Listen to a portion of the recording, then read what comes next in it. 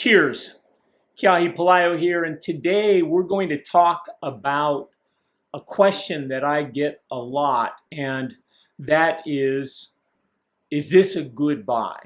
Or I'll paraphrase, is this a good investment? And with no background, that's a really hard question to answer. And today I'm going to give you 5 questions that need to be answered, and then one bonus question if you stick around until the end that will help you make a great decision whether I'm helping you or not. All right. And the first question that you need to ask is, why are you buying it? Why are you buying it? What's the purpose of making this hundreds of thousands, if not millions of dollars investment with your money? Why are you buying it? Is it someplace to live? Is it someplace to invest in? Is it something that you're going to flip? But why? Because once you understand the why, then you can determine how good of an investment it is or whether or not it is a good buy. All right. The next question is, if you're buying for an investment, sometimes people are doing that, what are you looking for? Are you looking for a cash flow? Are you looking for appreciation? Are you looking for both? Because in Hawaii, you don't get very good cash flow, but theoretically, over the long haul, you're going to get appreciation. That's the theory, at least. And so, which do you want? Income or appreciation? Or if you're flipping the property, what kind of return on investment do you need to have? All right. Number 3 is, how long do you expect to hold the property? Here's why this is important. If you structure a transaction right, extended time, can make you look like a genius because the market works for you and appreciation works for you, and you don't have to make a buck right now or have a home run right now. Where if you said to me, Kiahi, we need to be able to sell this and make a profit in 1 year, then we have an entirely different analysis that we need to do. The risk is much higher, and we better make great decisions with regard to what our purchase price is going to be and what our sales price or exit value at the end is going to be. But how long do you expect to hold it? If you're living there and you're going to be there 20 or 30 years because this is your dream home, you can afford to pay a little bit more now or a lot more now because you're going to own it so long and you'll recover from overpaying. Also, if you overpay, if you can do that, you're going to get the benefit of that great location, that great home, maybe the once in a lifetime opportunity to buy that home. So how long are you going to own the property?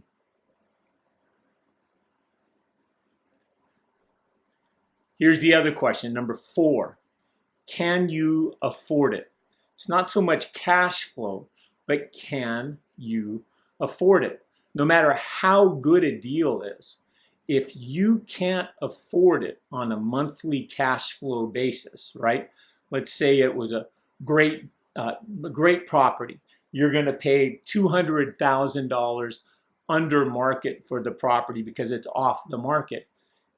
If the cash flow or if the cost to own it every month because of the financing you're taking out is $9,000 a month and you can't afford it, doesn't matter how good of a buy it is. It's a bad business decision to take that on. Also, from an affordability perspective, you may have a great purchase price, but if you're leveraging it, you only have a small down payment, or you have a small down payment and you're not going to have the ability to fix it up to the level you need to fix it up because you've used all your capital, then my opinion is you can't afford it no matter how good of a deal it is.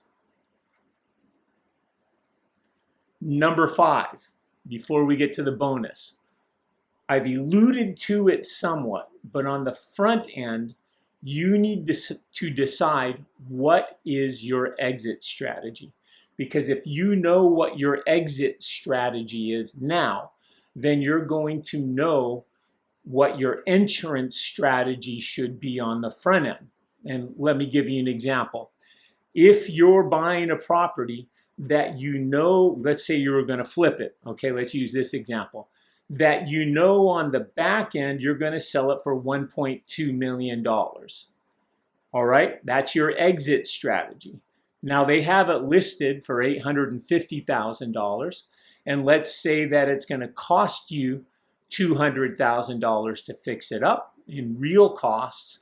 And let's say that you're going to have debt service of another $90,000 in just to keep it for the year that it takes you to get to fix up and close the sale. Then you're going to have $290,000 in costs.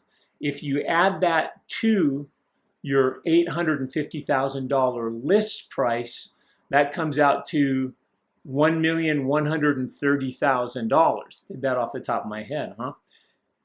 If your exit strategy is $1.2 million, that's very skinny. There's no profit there after you have cost of sale on the $1.2 million. All right. So cost of sale on $1.2 million is going to be about 7%, and that puts your cost of sale about $84,000. Add that to the $1,130,000 that you're in it because of the cost to fix up and acquisition and carrying costs. All of a sudden, you're making no money on the transaction. So what's your exit strategy? Using that same scenario, now you can say, if my exit at full price is over $1.2 million, in order for me to have a profit in this, I have to pay somewhere around $650,000 for the property. So you can see how the exit strategy drives the entrance strategy. Most people only look at the entrance strategy first and forget that they've got to get out of this thing. And it's important to do that first and then let that drive it on the front end. Better to lose a property that you don't overpay for than bury yourself a year from now because you paid too much for the property. A little sip of coffee here. And then the final bonus question is this. What am I missing? What am I missing? There's something that the Catholic Church uses called, I'm sure you've heard of it, called the devil's advocate. And they use this, they assign a person as the devil's advocate when they're trying to saint someone, all right? Move them up and make them saintly. And the reason they do that is they've noticed that by the time someone qualifies for sainthood or for some sort of blessing moving up toward that level, there's really a lot of energy and momentum to getting them to that point of sainthood.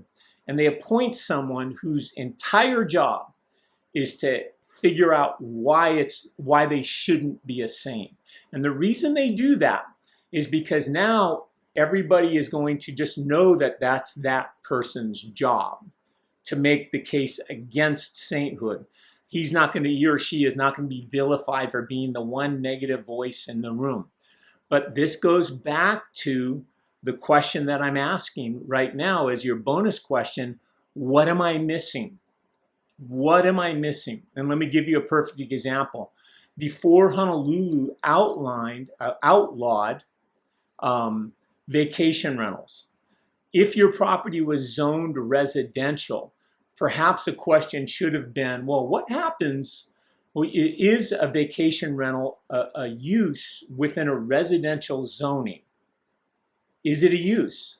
And where can short-term rentals be done now in a logical sense? And you would have seen that hotels, because that's a hotel operation, are done in a resort zoning area or a resort zoned area, and that maybe you could be exposed to having resort zoned activities disallowed in a residential area. But you want to ask this question: what am I missing? Make a list, get crazy, because you're talking about spending probably a lot of your savings, if not all of it, to make this investment. What am I missing? Why could this go wrong? And give yourself permission to be the devil's advocate in the transaction. So let me go through what our solutions are. Why are you buying it?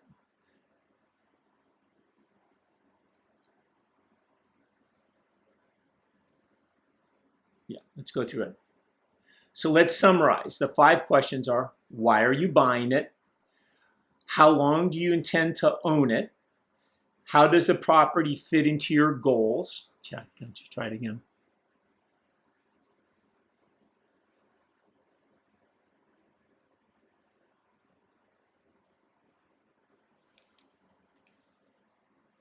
Okay. Let me summarize what our 5 questions are again so that you can remember it. Why am I buying it? How long do you intend to own it? Do you want income or appreciation?